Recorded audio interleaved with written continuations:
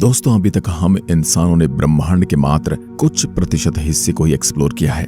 आज भी ब्रह्मांड का 95% से ज्यादा हिस्सा इंसानों की नजर से दूर है। खोज करना मानव की फितरत है। इसके लिए वह किसी भी हद तक जा सकता है। तभी तो मानव उस चीज को खोजने में जुटा है जिसका कोई अंत नहीं। वह है हमारा अनंत ब्रह्मांड। आज देखा जाए तो हमारे ही बनाए गए अंतरिक्ष यान पृथ्वी से अरबों किलोमीटर दूर एक ऐसी अनजान दुनिया में है जहां घोर अंधेरे के अलावा कुछ नहीं है। आज से करीब 46 साल पहले 5 सितंबर 1977 को लॉन्च किया गया वॉयेजर अंतरिक्ष यान को। वैसे इस अंतरिक्ष यान का नाम वॉयेजर 1 है, लेकिन इसे वॉयेजर 2 के 15 दिन बाद लॉन्च किया गया था। यह इंसानों द्वारा बनाया गया पहला ऐसा अंतरिक्ष यान है जो हमसे यानी हमारी पृथ्वी से सबसे ज्यादा दूरी पर मौजूद है। इस अंतरिक्ष यान ने शनि की यात्रा की। उनके चंद्रमाओं की ऐसी ऐसी तस्वीरें हमारे पास पहुंचाई जो वाकई में हैरान करने वाली थी। आज यह ब्रह्मांड की अनंत गहराई के अंदर रिसर्च कर रहा है। आखिर इसने अभी तक ब्रह्मांड में क्या देखा, और सबसे बड़ा सवाल कि आखिर यह हमसे कब तक कनेक्टेड रहेगा, उसके बाद इसका क्या होगा।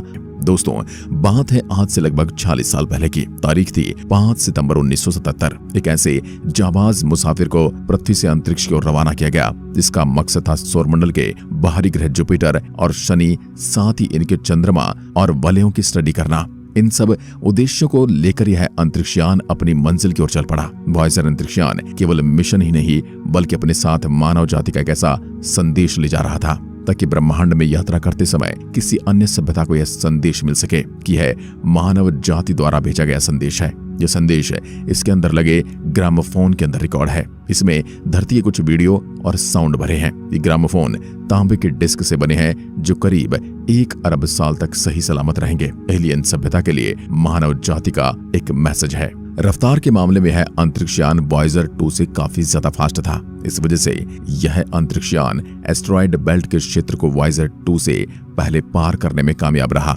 अंतरिक्ष में लंबी यात्रा करने के बाद यह मुसाफिर 5 मार्च 1979 जुपिटर प्लैनेट के करीब पहुंचा। इस यान ने बृहस्पति, उसके चंद्रमा और वलयों की हाई रेजोल्यूशन फोटो कैप्चर करके धरती पर भेजी। इस यान द्वारा बृहस्पति के चुंबकीय क्षेत्र विकिरण की भी जानकारी मिली। इसने अपनी यात्रा के दौरान जुपिटर के मून आयु पर सबसे महत्वपूर्ण और चौंका देने वाली खोज की। अंतरिक्ष यान ने आयु चंद्रमा पर ज्वालामुखी होने की पुष्टि की, जो इस बात की ओर इशारा करती है कि प्लैनेट की तरह ही मून का भी एक्टिव इंटीरियर हो सकता है।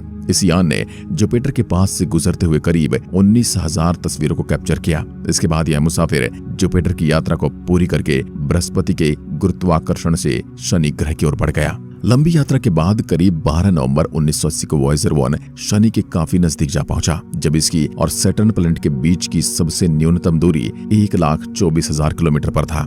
यहाँ पर इस अंतरिक्ष यान ने शनि ग्रह की रिंग्स का काफी गहराई से अध्ययन किया, साथ ही एक नई रिंग्स की खोज की। यहाँ पर रहते हुए इस अंतरिक्ष यान ने सैटर्न प्लैनेट के कुछ चंद्रमाओं की खोज की और उन चंद्रमाओं की तस्वीर हमारे वैज्ञानिकों तक पहुंचाई। इस अंतरिक्ष यान ने सैटर्न प्लैनेट के मून टाइटन की जो क्लोजअप तस्वीरें भेजी, उसमें ऑरेंज कलर के घने वातावरण के अलावा कुछ भी नजर नहीं आ रहा था, जिस वजह से कई सालों तक इस मून की सरफेस के बारे में कई अटकलें लगाई गई। जिसके बाद इस अंतरिक्ष यान का बाहरी ग्रह एक्सप्लोरेशन का अभियान पूरा हो चुका था। सैटर्न प्लैनेट को फ्लाई बाय करने के बाद यह वॉयेजर 1 अंतरिक्ष यान ने इतनी रिक्वायर्ड वेलोसिटी को हासिल कर लिया था कि वह सौरमंडल से बाहर जा सके। इसके बाद यह मुसाफिर चल पड़ा था इस सुदूर अंतरिक्ष की गहराई में। इस मुसाफिर को कुछ नहीं पता था कि आगे मेरे साथ क्या होने वाला है। इस अंतरिक्ष यान ने जाते वक्त अपने कैमरे को अंतिम बार पृथ्वी की ओर घुमाया था और एक पृथ्वी की तस्वीर कैप्चर की।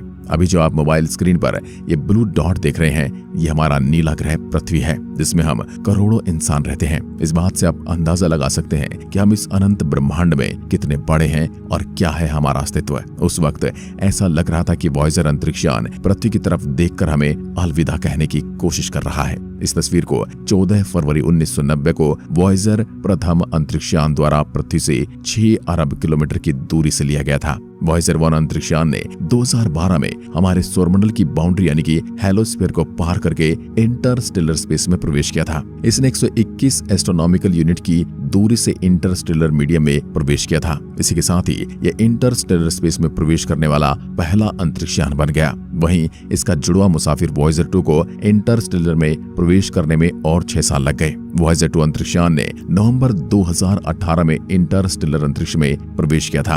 अब दोस्तों, ये इंटरस्टेलर स्पेस है क्या? चलिए इसके बारे में आपको थोड़ा आसान भाषा में समझाते हैं। दोस्तों, सूर्य से बाहर की ओर बहने वाली हवाओं से सौरमंडल के चारों ओर एक बुलबुले जैसा घेरा बना हुआ है। इसके घेरे को हेलोस्फीयर और इसकी सीमा से बाहर के अंतरिक्ष को इंटरस्टेलर मीडियम यानी ISM कहा जाता है। यहाँ पर सूर्य के गुरुत्वाकर्षण का प्रभाव खत्म हो जाता है। यानी यहाँ पर एक तरह से एक बहुत बड़ा बबल बना हुआ है जो चारों तरफ से हमारे सौरमंडल को घेरे हुए है। यहीं पर सूरज से आने वाली आग की लपटें और बाहर से आने वाली खतरनाक विकिरण का सामना होता है और यही बबल हमारे सौरमंडल को खतरनाक विकिरणों से बचाता है। इसे इंटरस्टेलर स्पेस से भी कई ऐसी जानकारियां भेजी गई जो हमारी समझ से बहुत ज्यादा अलग थी। यहाँ तक किसी ने इंटरस्टेलर स्पेस से एक साउंड को रिकॉर्ड किया जो सुनने में काफी डरावना था। आप भी सुनिए उस साउंड को।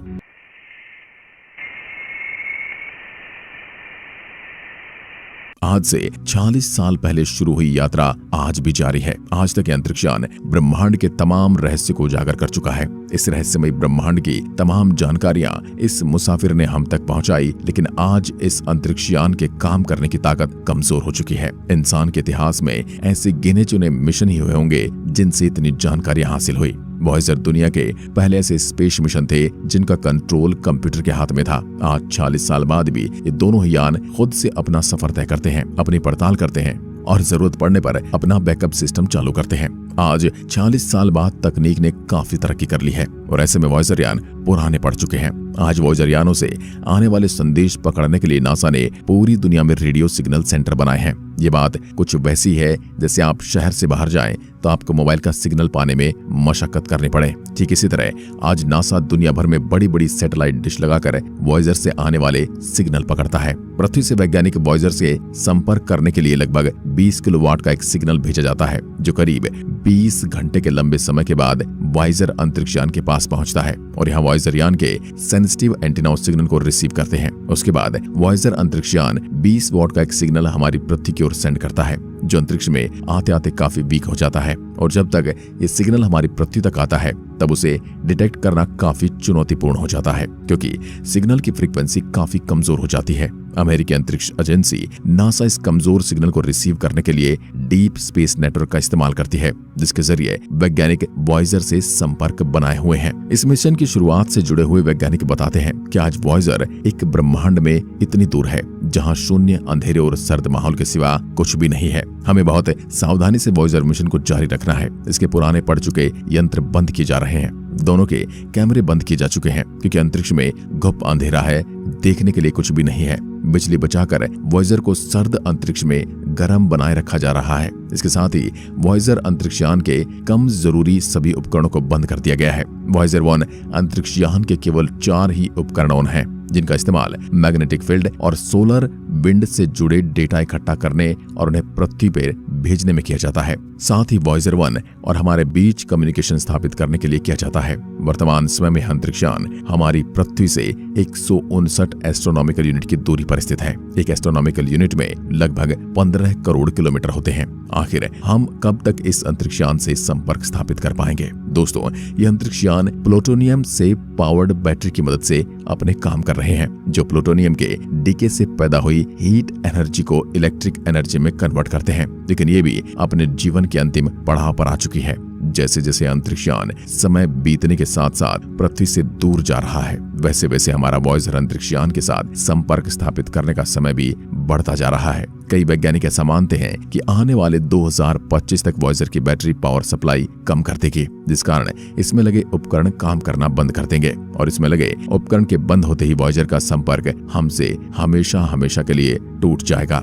संपर्क टूटने के बाद भी यह मुसाफिर इस रहस्यमय ब्रह्मांड में यात्रा करता रहेगा। इसके बाद न तो हम इससे संपर्क कर पाएंगे और न ही वॉयेजर कभी हमसे जुड़ पाएगा। इसके पश्चात यह मुसाफिर विशाल ब्रह्मांड में खो जाएगा। मगर जिस दिन वॉयेजर से संपर्क टूटेगा वह लम्हा हमारे लिए किसी शौक से कम नहीं होगा और इस अंतरिक्ष मुसाफिर का सफर हमें हमेशा हमेशा के लिए याद रहेगा। दोस्तों, आज के इस वीडियो में बस इतना ही। इसके साथ ही एक लाइक तो बनता है वॉयेजर अंतरिक्ष यान के लिए। धन्यवाद। जय हिंद, जय भारत।